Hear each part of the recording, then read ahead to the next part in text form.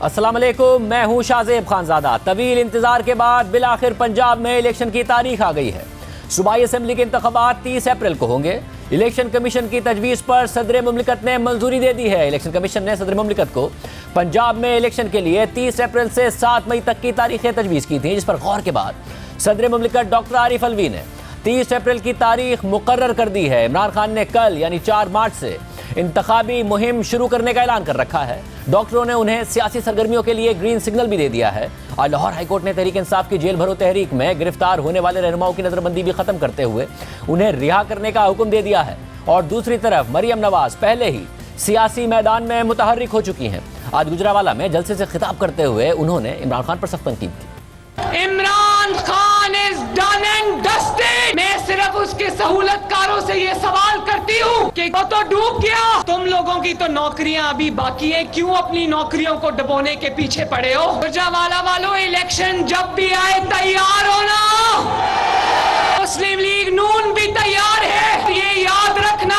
मुस्लिम league नून हारने के लिए मैदान में नहीं उतरी, इंशाअल्लाह ताला जीतने के लिए मैदान में उतरी। मैंने तो सुना था कि प्लास्टर उतारने के लिए डॉक्टर्स का फैसला चाहिए, मुझे नहीं पता था कि टांग का प्लास्टर उतारने के लिए सुप्रीम कोर्ट का फैसला चाहिए। जो 5 महीने से प्लास्टर उतर नहीं रहा था, वो सुप्रीम कोर्ट का कल का फैसला सुनते हुए आज ही उतर गया। ये ना हो कि मरियम नवाज शरीफ को ये इलेक्शन मुहिम इस नारे पर चलानी पड़े कि इलेक्शन कराओ, जरूर कराओ, मगर पहले तराजू के दोनों पलड़े एक जैसे करो, बराबर करो।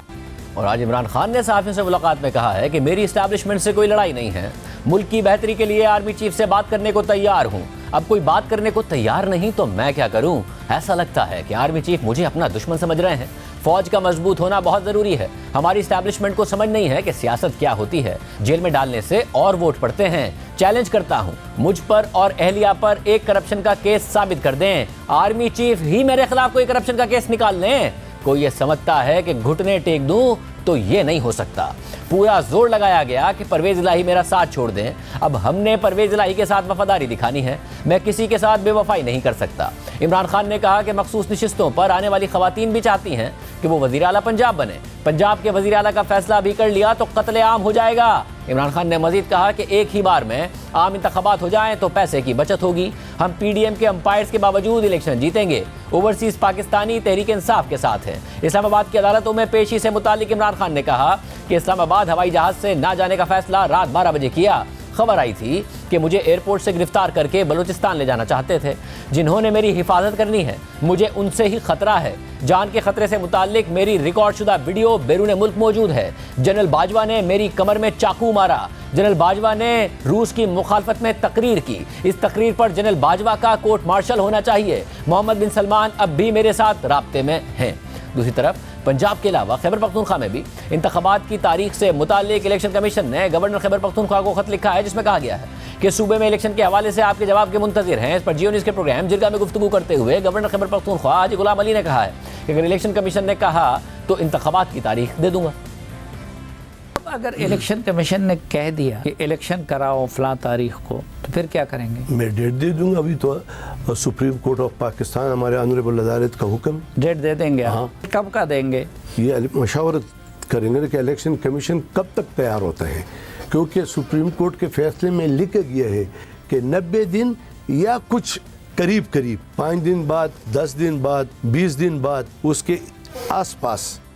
मौजूदा सियासी सूरत हाल पर गौर के लिए आज वज़ीर आज़म शहबाज शरीफ से साबिक सदर आसिफ अली ज़रदारी और मौलाना फजलुर रहमान ने अहम मुलाकात की और ज़राए के मुताबिक मुलाकात में इलेक्शन की तारीख आने के बाद की सूरत हाल पर मुशावरत हुई है। इसके अलावा तहरीक इंसाफ के रहनुमा फवाद चौधरी की अपने भाई फैसल चौधरी से गुफ्तगू की मुबैना ऑडियो लीक सामने आई है, जिसमें वो 2 जजों में राब्ता कराने की बात कर रहे हैं। मैं क्या वो अपना जो है ना सीधे सवाल कह रहा है कि मेरी कोई जनरल कराओ, दूसरा अपना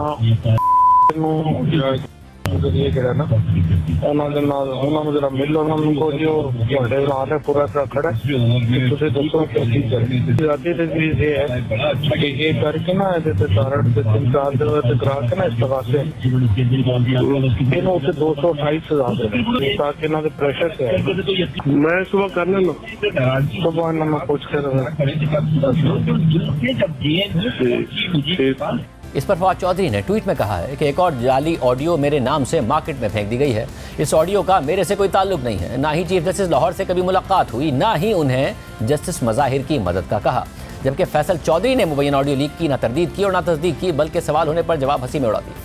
यार मैं तो खुद को बड़ा अहम समझता हूँ कि 2 चीफ जस्टिस की मुलाकात भी मैंने करानी है और 2-4 जज सुप्रीम कोर्ट के मेरी मर्जी के बगैर हिलते भी नहीं है। तो यानी आप तस्लीम कर रहे हैं कि आपकी ऑडियो ठीक है और आपके रब्ते भी हैं? नकवी साहब के पीछे कौन सा ट्रक खड़ा है? नकवी साहब के पीछे को ट्रक भी खड़ा है। ऑडियो में तो यही है। ट्रक तो हमारे पास नहीं होते, जिनके होते हैं उनसे पूछे। ऑडियो लीक्स पे अब क्या बहस करें, अब ऑडियो लीक्स तो ऐसे भी आ जाती हैं। मैं तो डर गया था कोई खानगी मामलात की तरफ ना चल जाए मामला, उस पर ज्यादा मुझे डर लग गया था। वो सर वो घर भी तो रहना होता राशिद। वन वर्ड में बताएं ये दुरुस्त है या एडिटेड है? ये एडिटेड है या जाली है या पता नहीं क्या मैं तो अभी आपने सुनाई है। तारण पर कौन से केसेस बनवाने की बात कर रहे हैं आप? कौन आता वो अच्छा 288 क्या चीज़ है? मरियम नवाज ने भी आज के जलसे में ट्रक का मॉडल हाथ में उठाकर और बार बार ट्रक का जिक्र करके इस हवाले से तनकीद की। अब ये ना कह देना कि जो ट्रक तुमने कोर्ट के आगे खड़ा कर दिया है, फवाद चौधरी की ऑडियो सुनी है ना, अब ये ना कह देना कि जो ट्रक तुमने कोर्ट के बाहर खड़ा किया वो ट्रक मरियम नवाज चला रही थी। ये ट्रक इस मुल्क को लेकर बैठ गया है, इस ट्रक के चारों पहिए पंक्चर करके इसको घर भेजेंगे। नून लीग के रहनुमा अता तारड़ ने इस ऑडियो लीक की तहकीकात का मुतालबा करते हुए कहा है कि जज से मुतालिक इल्जामात पर सुप्रीम जुडिशल काउंसिल में समाअत मुकर्रर होनी चाहिए। इस पूरी सूरत हाल पर बात करेंगे। साबिक वजीर दाखिला शेख रशीद अहमद साहब हमारे साथ मौजूद हैं। शेख साहब बहुत शुक्रिया। शेख साहब, पंजाब इलेक्शन की तारीख आ गई है, 30 अप्रैल को इलेक्शन होना है। आपको ये सब कुछ अब स्मूथली होता नजर आ रहा है कि पहले सूबाई इलेक्शन होंगे, फिर अक्टूबर में जाके वफाक के इलेक्शन होंगे, या कुछ ना कुछ अलग होगा, एक साथ ही हो रहे होंगे, पहले कहीं वफाक के हो जाएंगे, क्या नजर आ रहा है?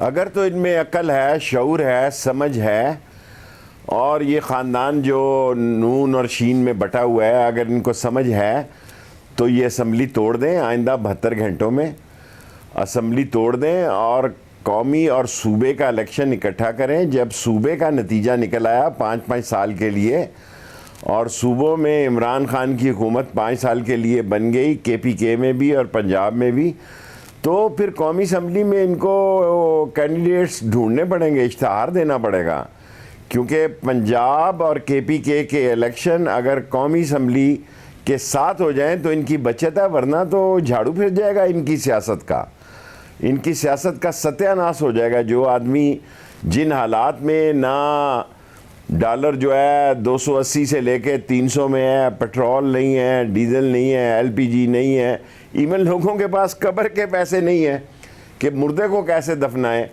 और कुछ ना करे शहबाज शरीफ तो ये कब्र ही थोड़ी हाफ प्राइस पे कर दे, डिस्काउंट कर दे, ताकि मरने वाले के घर में इतने पैसे हों कि वो कब्र के पैसे दे सके, कफन के पैसे दे सके। ये नेस्तो नाबूद हो गया। ये 13 रुकनी पार्टियां आज बैठेंगी। 13 रुकनी क्या, 3 रुकनी पार्टियां।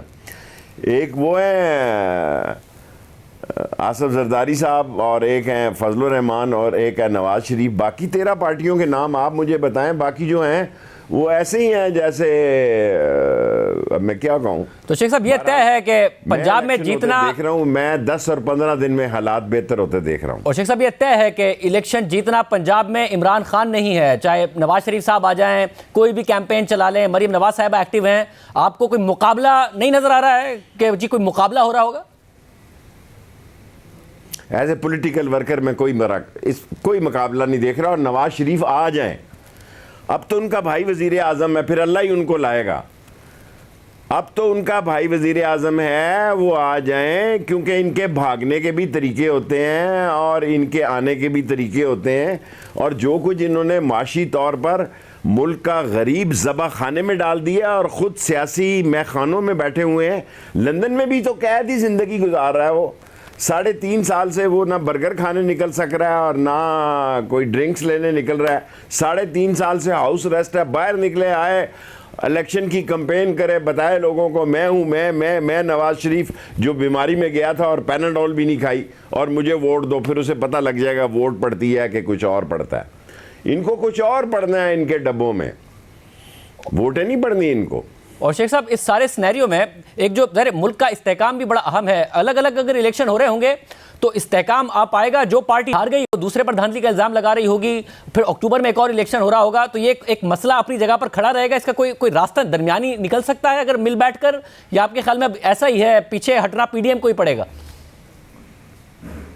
देखें, ज़िम्मेदारान को एक रोल अदा करना चाहिए। ये पाकिस्तान के अजीम ज़िम्मेदारान हैं और इकट्ठा इलेक्शन कराना चाहिए और साफ़ और शफाफ इलेक्शन कराना चाहिए। और आज कल 2 अहम ज़िम्मेदारान मिले हैं और आज भी 2-3 अहम एजेंसियों के लोग मिले हैं। और पाकिस्तान जो है, जितना आसिम मुनीर को या फ़ौज के अदारों को अजीज़ है, उतना ही शेख रशीद को अजीज़ है।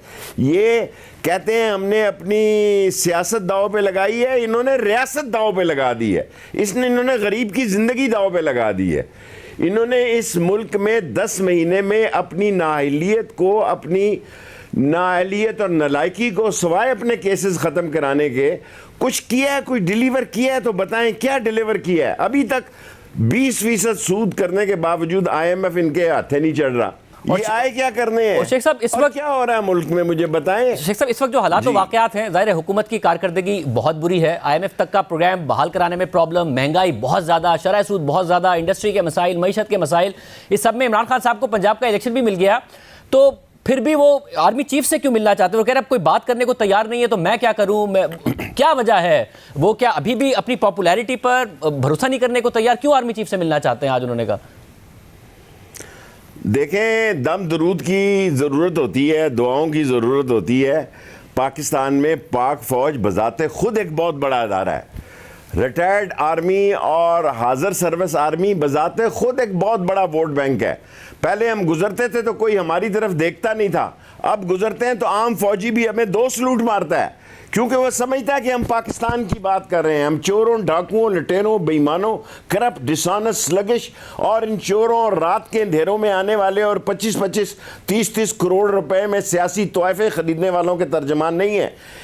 इसलिए मैं ये समझता हूँ कि इमरान खान को ज़रूर मिलना चाहिए और उसको कोशिश करनी चाहिए कि जो गलतफहमियाँ पैदा हो चुकी हैं या पैदा की गई हैं। मुझे खुद 1-2 दफ़ा बाजवा साहब ने कहा GHQ में कि वो शहबाज साहब सुन रहे होंगे कि वो शहबाज से मिल लो। मैं कहा जी दफ़ा करो, इनका टाइम गुजर गया है।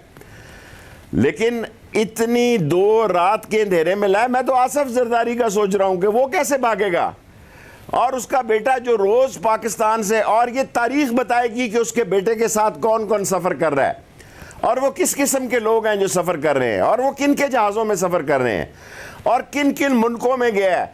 ऐसे मुल्कों में गया जहां पाकिस्तानी कोई नहीं मिलता, और मुझे जैसे आदमी को देखना पड़ता है नक्शे में, यार ये कहाँ है, नमीबिया कहाँ है, ये गैम्बिया कहाँ है, और ये तो शेख साहब, इस वक्त भी क्या खान साहब को ये डर है कि वो कहीं डिस्क्वालीफाई तो नहीं हो जाएंगे, इसके अलावा कोई मैनेजमेंट ना हो, इसलिए वो चाहते हैं कि आर्मी चीफ से मुलाकात करके मामलात को पहले जैसा किया जाए? क्योंकि एक ही वक्त में वो जनरल बाजवा के खिलाफ कोर्ट मार्शल की बात कर रहे हैं, फिर आर्मी चीफ से मुलाकात की भी बात कर रहे हैं, फिर उन्हें उनका हैंडलर भी कह रहे हैं, तो ये सारे काम वो एक साथ कर रहे हैं। देखें, हर आर्मी चीफ की अपनी पॉलिसी होती है और आर्मी चीफ सिर्फ अकेला ही नहीं होता, बल्कि उसके साथ सारे अदारे होते हैं। MI होती है, ISI होती है, 408 होती है। मेरा मतलब है उसके पास सारे मामलात, हालात और वाक़यात इंफॉर्मेशन होती हैं। हमारी फ़ौज है, हमें अपनी इस फ़ौज पे फ़ख्र है, ये अजीम फ़ौज है, और मुझे पूरा यकीन है कि उनको फ़िक्र है कि इस मुल्क में माशी, क्या रूस, जनाब अली, किसी ने ताजिकिस्तान में जुलूस निकाला, उज़्बेकिस्तान में जुलूस निकाला, किसी ने रूस की स्टेट में मुतालबा किया अलग होने का, क्योंकि फाइनेंशियली तबाह हो गए, मुल्क अंदर से डूब रहे हैं। पाकिस्तान अंदर से डूब रहा है, पाकिस्तान की सरहदों को कोई खतरा नहीं है और पाकिस्तान को घुटने पे टिकवाने के लिए ये हालात पैदा किए जा रहे हैं कि IMF जो है वो इनसे संभाला नहीं जा रहा और वो वजीर जो मुझसे रिप्लेस हुआ बतौर मिनिस्टर इन्वेस्टमेंट, जो कि इत्तफाक फाउंड्री का मुंशी था और इसहाक खान से पहली लड़ाई मेरी वजह से हुई, क्योंकि इसको जब मिनिस्टर इन्वेस्टमेंट लगाया गया तो मैं इंडस्ट्री में गया, तो उसने कहा भाई इसको ला रहे हो ताकि इसने कर्जों की लेन देन करनी है। ये तो रिश्तेदारों का एक जत्था है और शहबाज शरीफ एक मनूवर करने वाला आदमी है और वो मैनेज करने वाला आदमी है। रात के अंधेरों में सऊदी अरब ले जाने वालों में और सऊदी अरब से लाने वालों में और लंदन भगाने वालों में और फिर दोबारा इक़्तिदार में 2 वोटों से लाने वालों में उसका एक रोल है, क्योंकि हर आदमी फनकार होता है और वो इस काम का फनकार है, पर इनकी डेट तय हो गई है।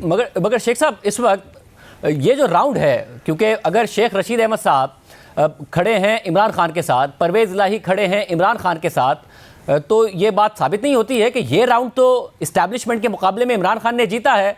तो इस्टेब्लिशमेंट अगर बैकफुट पर है तो खान साहब दोबारा क्यों उन्हें सियासत में लाना चाहते हैं कि जी मुझसे मिलें, बात करें, आगे बढ़ें? ये राउंड तो जीता ना इमरान खान साहब ने। अगर आप भी इमरान खान साहब के साथ खड़े, परवेज़ इलाही भी इमरान खान साहब के साथ खड़े।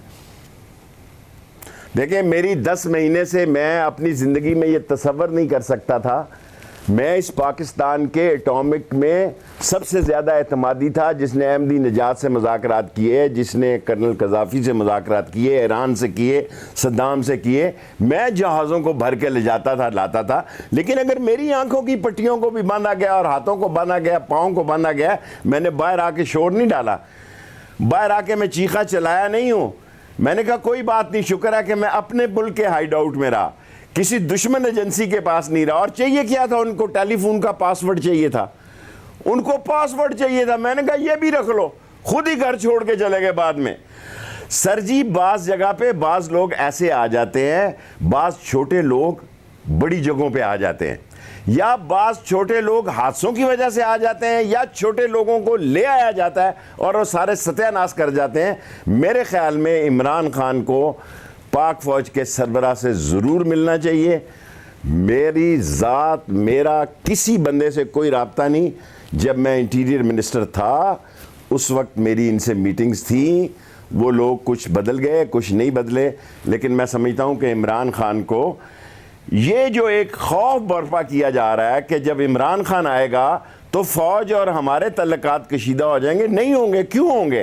पाक फौज भी पाकिस्तान के लिए बेहतरी सोचती है और इमरान खान भी पाकिस्तान के लिए बेहतरी सोचेगा। और ये तो नहीं हो सकता, क्योंकि पाकिस्तान के साथ हम साम्राज्य को नहीं चाहते, उन साजिशों को तबाह करना चाहते हैं जो पाकिस्तान की जमीन से ड्रोन्स मारना चाहते हैं। और शेख साहब, इस वक्त उन कुव्वतों को, पाकिस्तान का मैं वाहिद सियासी वर्कर हूं जिसको फजा से 2 दफा उतारा गया, 2 दफा अमेरिकन की फजा से उतारा गया, लेकिन क्या बिगाड़ लिया उन्होंने? पाकिस्तान का अजीम दोस्त चीन है। कल चीन ने कहा कि पाकिस्तान की मदद करो। वो तो कह रहे हैं कि हम इतने जलील और रुसवा हो जाएं, इतने खवार हो जाएं। मिला आपको क्या है जी? अभी ये 700 मिलियन भी चीन ने दिए हैं और शायद और शेख साहब, बड़े फख्र से कह सकता हूं कि चीन आपको इस मसले से निकाले। और कौन निकालेगा? औरों के तो अपने इंटरेस्ट हैं।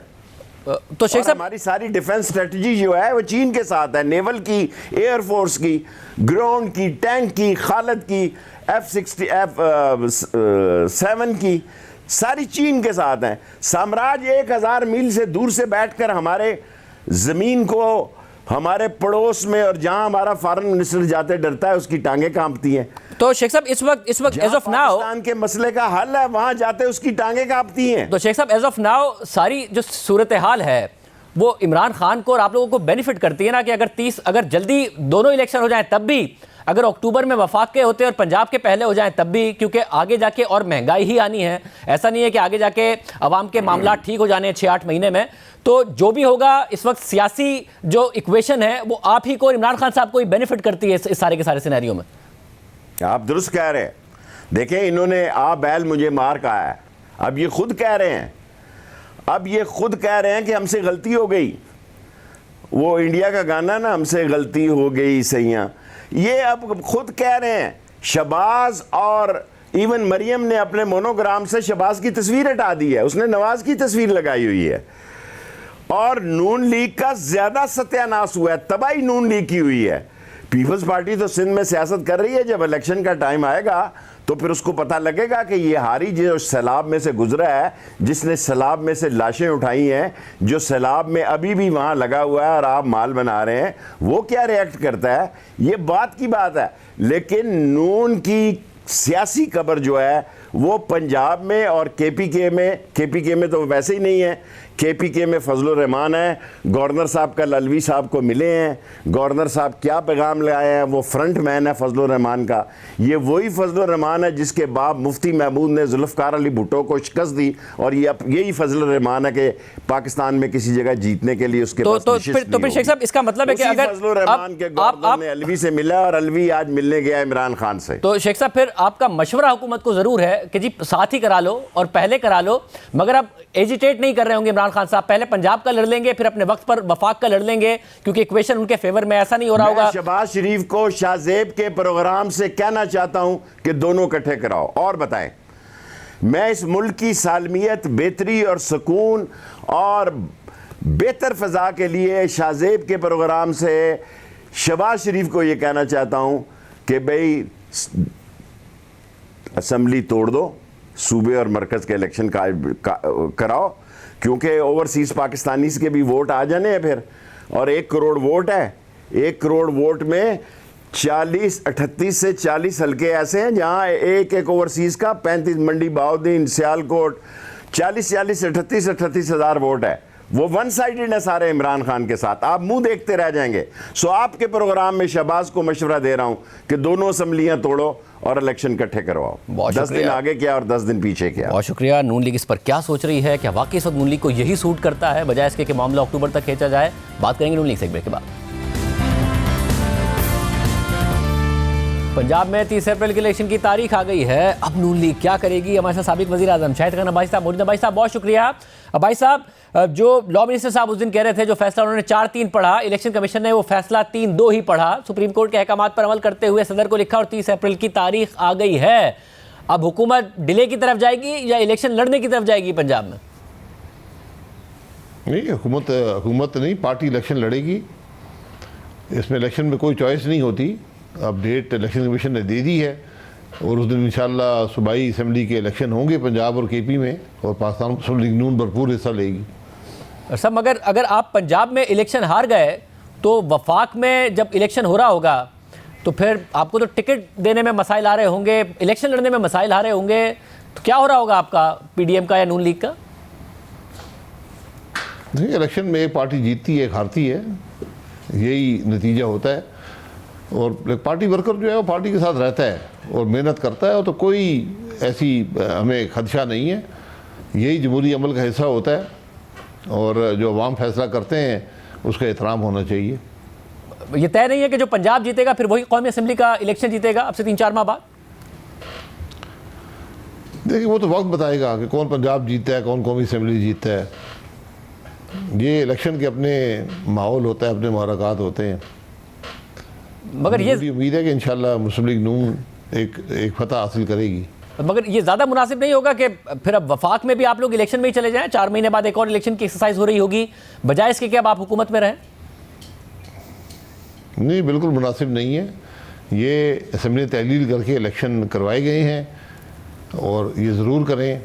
अभी अगर कौमी असम्बली तहलील होती है तो 90 दिन का मुतहम्मल जो है वो पाकिस्तान की मईशत उसकी मुतहम्मल नहीं हो सकती।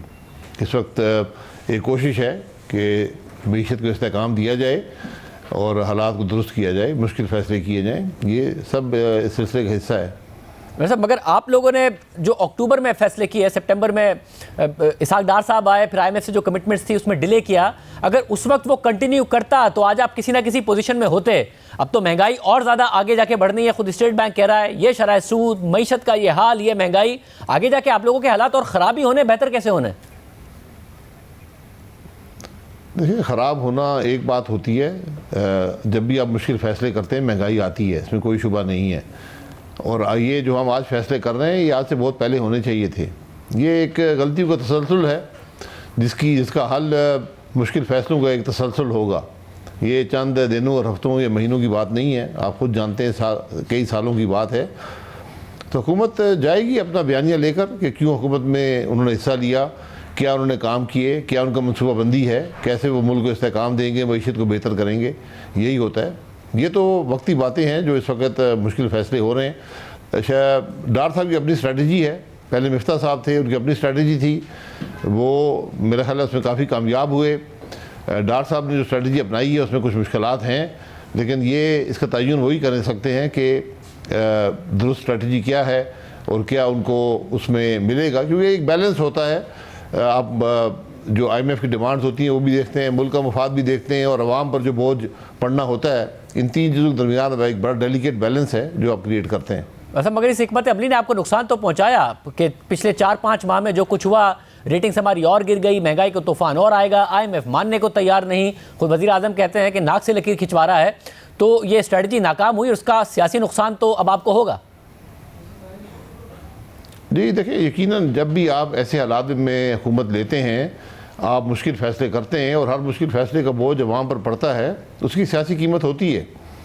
लेकिन लीडरशिप और सियासत का तकाजा यही होता है कि आप मुल्क के मफाद को पहले रखें, क्योंकि हमने बहुत अरसा हमने गुजार दिया सियासी मफाद हासिल करते करते और फ़ैसले नहीं किए। तो आज जब हम मामलात की इंतहा को पहुँचे हैं तो फिर बड़े ही मुश्किल फ़ैसले आपको करने पड़ेंगे और बहुत अरसा करने पड़ेंगे। वैसे मगर इस सब में यानी आपकी ये अभी भी यही राय है कि 4 माह बाद 5 माह बाद ही अपने वक्त पर कौमी असम्बली के इलेक्शन होने चाहिए। पंजाब में पार्टी अब 30 अप्रैल को इलेक्शन लड़े। जी बिल्कुल, फेडरल गवर्नमेंट टर्म पूरी करे, यही सियासत का तकाजा और हालात का तकाजा है। वरना कल कोई भी सूबाई असम्बली उठ के तहलील कर देगा और कहेगा जी वफाक में इलेक्शन करवाएं। ये सियासत जो है, ये इसको मुल्क के मफाद को पहले रखना चाहिए, मुल्क के हालात को देखना चाहिए और फिर सियासत करनी चाहिए। तो ये जो असम्बली तहलील हुई हैं, इनका मकसद सिर्फ इंतशार था और मुल्क के हालात को मज़ीद ख़राब करने की कोशिश। वैसे मगर अब मसला ये है कि 2 महीने से भी कम का वक्त रह गया है, आपके पास ना कारकर्दगी है, ना बयानिया है और ना नवाज शरीफ साहब हैं। बगैर नवाज शरीफ साहब के ही लड़ने जा रहे हैं आप लोग इलेक्शन। फिर पंजाब में 2 महीने से कम का वक्त है, उनके आने की कोई तारीख नहीं है। नहीं, वो अपने आने का फैसला कर लेंगे। वो इलेक्शन में आना चाहें तो आ सकते हैं, उनका यहाँ होना यकीनन पार्टी की तकवीत का बायस होगा। बेशक वो जेल में भी हों, उसका बड़ा असर होगा। तो मेरा ख्याल है वो अपना सियासी फैसला करना खुद जानते हैं और ये बात उनको छोड़ देनी चाहिए। वरना बाकी तो वो इलाज करवा रहे हैं, इलाज के बाद ही वापस आएंगे। लेकिन अगर वो महसूस करते हैं कि ज़रूरत है तो वो मुल्क वापस आ जाएंगे इलाज कराए बगैर। मतलब अगर इस सिनेरियो में माइनस नवाज शरीफ या विथ नवाज शरीफ अब आप पंजाब में जीत सकते हैं, इस वक्त जो लहर है, जो वेव है, वो इमरान खान साहब के हक में नहीं है मुकम्मल तौर पर। ये तो वक्त बताएगा जी, हमें तो कोई लहर नज़र नहीं आती। बहरहाल हुकूमत का अपना एक बोझ होता है, वो हमें उठाना पड़ेगा। नवाज शरीफ साहब का होना यकीनन उसका एक काफ़ी एडेड एडवांटेज पार्टी को मिलेगा। एक मोबिलाइजेशन भी होती है पार्टी में, एक तहरीक का समा होता है। तो मुझे उम्मीद है कि वो इस बारे में खुद और जल्द फैसला कर लेंगे। वैसे मगर आप इस बात पर नहीं है कन्विंस कि अब यहाँ से डाउन साइड ही है, आप मईशत समझते हैं, महंगाई तो भी और आनी है, जो मैं बार बार कह रहा हूँ। तो आप लोगों के लिए है क्या आगे जाके जिस पर आप कैपिटलाइज कर सकते हैं आगे इलेक्शंस में? देखिए, आपने इस्तेहकाम देना है। डार साहब ने आज अपनी प्रेस कॉन्फ्रेंस में ऐलान किया है कि क्या इस्तेहकाम देने की वो कोशिश कर रहे हैं। अगर वो इस्तेहकाम देने में कामयाब होते हैं तो यकीनन उसके मुस्बत असरात मईशत पर आएंगे, महंगाई में भी कमी आएगी, उसका भी आपको इलेक्शन में एडवांटेज मिलता है। क्योंकि ये बहुत मुश्किल हालात हैं जैसे जो आज जिनका मुकाबला कर रहे हैं, तो ये चंद महीनों में दूर नहीं होंगे। लेकिन आखिर किसी हुकूमत ने इनका मुकाबला करना है, तो आज असम्बली नून कर रही है, वो अपना बयानिया यही लेकर जाएगी अवाम के सामने कि हमने मुश्किल हालात में हुकूमत ली है, कोशिश की है, बाकी फैसला अवाम का है। अच्छा, मगर जिस बात करते हैं जिस इस्तेहकाम की सागदार साहब, वो 5 महीने से कर रहे हैं और 5 महीने से इस्तेहकाम की जगह अदम इस्तेहकाम ही आया है। आप खुद इस बात पर अब ट्रस्ट कर रहे हैं? आपको लग रहा है इस्तेहकाम आएगा आने वाले दिनों में? देखिए, ये जो हालात होते हैं उनकी जो गहराई होती है वो सिर्फ वज़ीर ख़ज़ाना ही जानता है, ये वज़ीर आज़म जानते हैं। तो हमें तो जो वो बता रहे हैं उसी पर भी हमें चलना पड़ेगा। तो मुझे उम्मीद है कि उनकी जो स्ट्रेटजी है वो कामयाब होगी और वो इस्तेहकाम देने में कामयाब हो जाएंगे। अब तो जो हालिया मुहिम है, जो हालिया बयानिए का महवर है, वो ज़ाहिर है अदालत और कुछ जजेस के हवाले से है। आज भी मरीम नवाज साहिबा ने बात की, आज एक और ऑडियो लीक आई है, उस हवाले से उन्होंने शदीद तनकीद की, ट्रक का जिक्र, ये सारा मामला आप दुरुस्त समझते हैं इससे और आपके ख्याल में आपकी सियासत को बेनिफिट करेगा ये? देखिए, हक़ाइक़ तो अवाम के सामने रखने होते हैं, जो भी मुल्क के हक़ाइक़ हों। जो अदलिया के मामलात हैं वो इस किस्म के हैं कि उन पर हर किस्म का शक और इबहम पैदा हुआ है उनके फ़ैसलों से, और फ़ैसले ऐसे हैं जो तारीख़ कबूल नहीं करती, अवाम भी कबूल नहीं करते।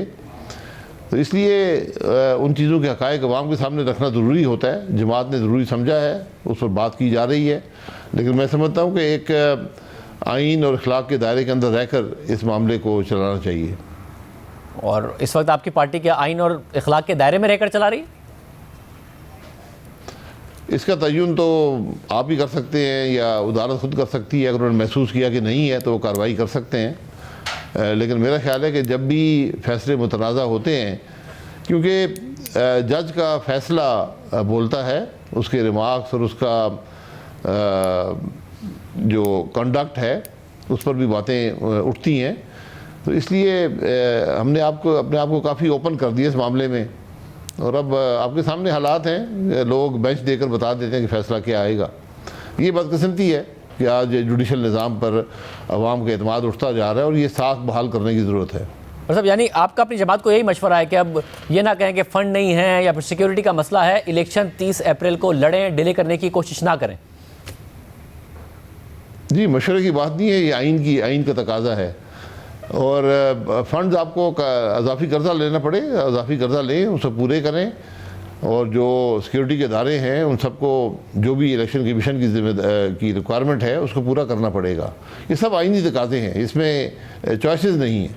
बहुत शुक्रिया अशरफ नवाज़ी साहब की गुफ्तगू आपने सुनी। वो कह रहे हैं 30 अप्रैल को भी इलेक्शन लड़ना चाहिए, जबकि कौमी असेंबली का इलेक्शन बाद में ही होना चाहिए। क्या पीपल्स पार्टी भी इस सूरत हाल को इसी तरीके से देख रही है? उसको क्या मशवरा है पीडीएम को? एक ब्रेक के बाद।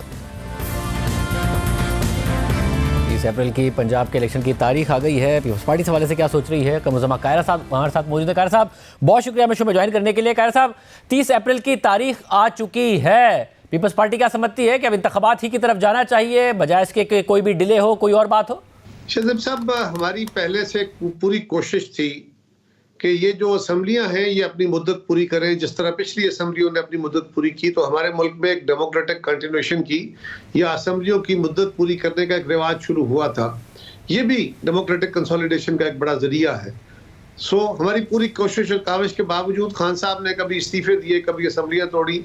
हम कोशिश में रहे कि वो असम्बलियाँ तोड़ने में कामयाब ना हो सके। उसके लिए आपके इल्म में है, सारी कौम जानती है कि एक वक्त वो भी आया कि हम भी इस बात पे कायल हुए और मुस्लिम लीग को भी इस बात पे कायल कर लिया कि इवन चौधरी परवेज इलाही साहब को हम चीफ मिनिस्टर कबूल कर लेते हैं, लेकिन असम्बलियाँ अपनी मुद्दत पूरी करें। हम उसमें कामयाब नहीं हुए, और अब असम्बलियों की मुद्दत इंतखाब की है, उसके ऊपर आइन के तकाज़ों के तहत मेरा तो हमेशा ये मौक़िफ़ रहा कि आइन के तकाज़ों के तहत बिल्कुल चलना चाहिए, कोई दूसरा रास्ता नहीं है। इंतखाब ही रास्ता है। सदर पाकिस्तान का ना पहले ये इस्तेहकाक हम तस्लीम करते थे, ना आज ये इस्तेहकाक तस्लीम करते हैं, लेकिन उनके इस्तेहकाक को अगर इलेक्शन कमीशन ने तस्लीम कर लिया और इलेक्शन कमीशन ने डेट दे दी है तो बिल्कुल इलेक्शन की तरफ जाएंगे और हम अपनी तैयारी करेंगे। तो कायरा साहब, क्या ज़्यादा बेहतर नहीं है कि फिर वफाक के इलेक्शन भी फिर सूबों में साथ ही हो जाएं? शहज़ाद साहब, ये बेहतर होता कि एक ही साथ होता, और हमें 2 महीने 3 महीने पहले इलेक्शन करा देने में कोई हर्ज ना होता अगर इमरान खान उस वक्त हमारी बात मान लेते। उन्होंने पाकिस्तान के पूरे निज़ाम को हाईजैक करके जो अनसर्टेनिटी क्रिएट की है, इसको वो अपने लिए एक टूल के तौर पे इस्तेमाल करना चाहते हैं। एक तरफ इदारा जाती लड़ाई है, कभी वो फौज के साबिक सरबराह से, कभी मौजूदा सरबराह से, कभी इलेक्शन कमीशन से, कभी अदालतों से, आजकल तो खैर अदालतों से अगर नहीं लेकिन पार्लिमान से, सियासी जमातों से। इस तसादुम में वो अपनी पॉलिटिक्स की ग्राउंड पैदा करना चाहते हैं या उसको ऊंचा करना चाहते हैं। उनके मुतालबे के तौर पे ये बात नहीं मानी जा सकती। हमारी दानिश में ये इलेक्शन मौजूदा इस अर्ली इलेक्शन होना मुनासिब नहीं है, लेकिन अब क्योंकि एक तकाजा है लिहाजा इसमें हिस्सा भी लेंगे और पूरे जोर से लेंगे, और खान साहब को बिल्कुल हम बहुत आला इंशाल्लाह फाइट करेंगे। लेकिन हमारी दानिश में ये इलेक्शन का मुनासिब वक्त नहीं है, और बाकी इलेक्शन अपने मुद्दत पे होना चाहिए, हम इसके लिए कायल नहीं। वैसे अगर पंजाब में इमरान खान साहब जीत जाते हैं तो उसके बाद मरकज़ में आप लोग उन्हें कैसे हरा पाएंगे? एक हवा चल जाएगी फिर तो फिर आप लोगों को क्या फ़ायदा होना है इस सारे के सारे सिनेरियो में? जब इन्फ्लेशन भी ज़्यादा, पंजाब में भी उनकी हुकूमत, तो बेहतर नहीं है कि मुल्क में फिर इस्तेहकाम तो नहीं आएगा कि एक ही साथ इलेक्शन हो जाए? शाहजेब साहब, आप मुझसे बहुत बेहतर जानते हैं कि इस वक्त सिर्फ इलेक्शन खेलना काफी नहीं है। हमने कुछ मुश्किल तरीन फैसले किए हैं और इस वक्त भी हम नेगोशिएशन में हैं। आज के जो हालात हैं, मौजूदा पॉलिटिकल जो सब इत्तेहादी हुकूमत है, उसके लिए चीजें संभालनी मुश्किल हो रही हैं और इतना बड़ा दबाव है इंटरनली भी एक्सटर्नली भी। और अगर हम इस वक्त में केयर टेकर गवर्नमेंट ले आते हैं, अनस्टेबिलिटी और बढ़ जाती है और पाकिस्तान जो आलमी इदारों के साथ ताउन कर रहा है और उनसे मुआवनत ले रहा है, अगर वो तातुल का शिकार होकर 3-4 महीने और डिले होती है तो हम भी खुदा न खास्ता किसी बड़े हादसे का शिकार हो सकते हैं। सिर्फ इसको एक नजर से नहीं देखना चाहिए, उसका दूसरा एंगल भी हमारे सामने है और हम समझते हैं कि इस वक्त बिल्कुल मुनासिब नहीं। और अगर आप जीत गए तो खान साहब ने मानना नहीं है, ना तो वो पंजाब का आउटकम मानेंगे, ना ही फिर उसके तहत वफाक का इलेक्शन मानेंगे। तो मुल्क में इस्तेहकाम की तो कोई सूरत ही नहीं नजर आती अगर ये अलग अलग मामला होने जा रहा है। शाहजेब, अगर कोई अनलिमिटेड टाइम तक अपने नखरे दिखाएगा तो सियासत उसको बर्दाश्त नहीं करेगी। कौम के सामने भी उसकी एक हद है, मीडिया भी उसको एक हद तक डार्लिंग समझ सकता है, उसके नखरे उठा सकता है। एक वक्त आएगा कि सारों सबको रियलिटी चेक देना पड़ेगा। इलेक्शन फेयर होने चाहिए, फेयर होंगे इंशाल्लाह। और खान साहब जीते या हम जीते, जो भी जीतेगा, कौम के सामने रिजल्ट होंगे, मीडिया सब कुछ देख रहा होगा। उसके बाद भी अगर किसी ने अनस्टेबल करना चाहा तो फिर मैं हमेशा कहा करता हूं कि निज़ाम एक हद तक फ्लेक्सिबल होता एक इलास्टिक लिमिट आ जाती है, उससे बियॉन्ड एक तिनका भी फिर वक्त वो ले आता है कि सिस्टम आपको उठा के बाहर फेंक देता है। मगर साहब, अगर आप लोगों ने जब उन्हें उठा के वैसे बाहर फेंका और ज़ाहिर पार्लियामेंट के जरिए फेंका तो आपका उनकी इकोनॉमिक कारकर्दगी और महंगाई का बयानिया था, वो तो बयानिया उल्टा पड़ गया है। ज़ाहिर बहुत बुरी कारकर्दगी है, महंगाई बहुत ज़्यादा है। इसहाक डार साहब ने जो दावे किए थे वो नहीं सही साबित हुए हैं। तो आप लोगों के पास क्या है इलेक्शन लड़ने के लिए? शाहजेब, हमें हकायक कौम के सामने रखने चाहिए। ये बात दुरुस्त है कि हमारे दौर में बहुत महंगाई हुई, लेकिन क्या ये बात दुरुस्त नहीं है कि सारी दुनिया में महंगाई हुई है? हमारे दौर में यकीनन पाकिस्तान में यूटिलिटीज की बहुत महंगी हुई है, लेकिन क्या ये दुरुस्त नहीं है कि सारी दुनिया में तेल, गैस, बिजली महंगी हो गई है? हमारे यहाँ मार्केट श्रिंक हुई है, तो क्या ये सारी दुनिया के अंदर ये फिनोमेना नहीं है? वो मुल्क जो तेल पैदा करने वाले हैं, वहां तेल की कीमतें कितनी गुना बढ़ गई है। तो हम कौम के सामने वो हकायक रखेंगे कि वो कौन सी चीजें हैं जो हमारे गलत फैसलों की वजह से महंगी हुई है, और अगर कोई आलमी और लोकल हालात की वजह से ऐसी हुई है तो उसमें हमारी जगह जो भी बैठा होता क्या कमाल कर लेता। मतलब तो क्या पंजाब और खैबर पख्तूनख्वा में आप लोग फिर अलग अलग इलेक्शन लड़ेंगे, मिलकर लड़ेंगे पीडीएम के प्लेटफॉर्म से? इसके बारे में अभी कुछ कहना मेरे लिए कबल अज़ वक्त होगा। मेरी जमात का इस पर कोई फैसला जो आएगा फिर मैं आपसे शेयर कर सकूंगा। बहुत शुक्रिया मुज़म्मिल खैर साहब की गुफ्तगू आपने सुनी। आज के प्रोग्राम में इतना ही। अल्लाह हाफ़िज़।